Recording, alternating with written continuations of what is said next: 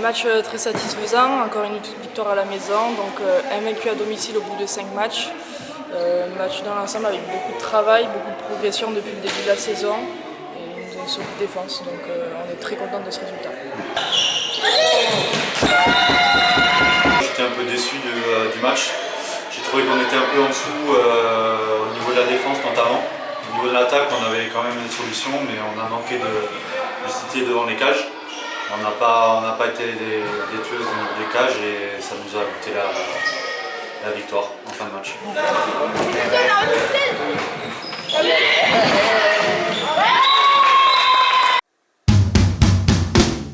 On a su se créer les espaces, on a trouvé les espaces qu'on a pu créer et après on les a lâchés au pivot et puis il y a eu des tirs derrière, tirs de demi à tous les postes, je pense que chacune a mis son petit but.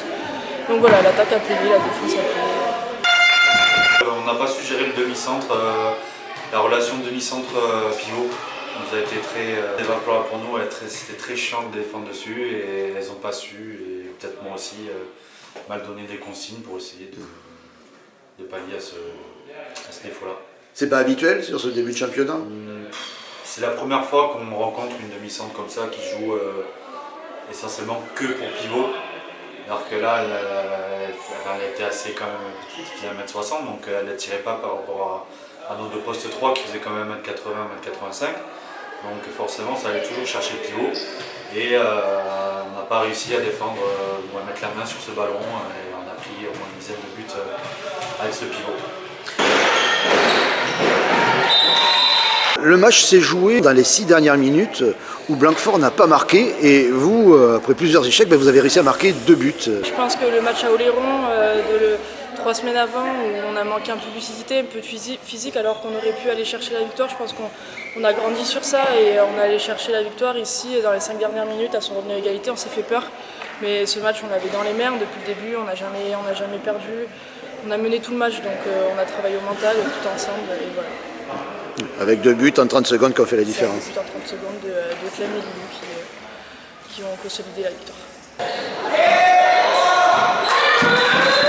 On ne marque pas dans les 6 dernières minutes et on a surtout des ballons on a un ballon de contre-attaque qu'on fait un poteau.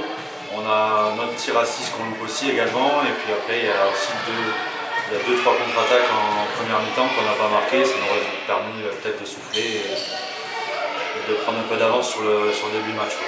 Mais parce que ça s'est joué au finish.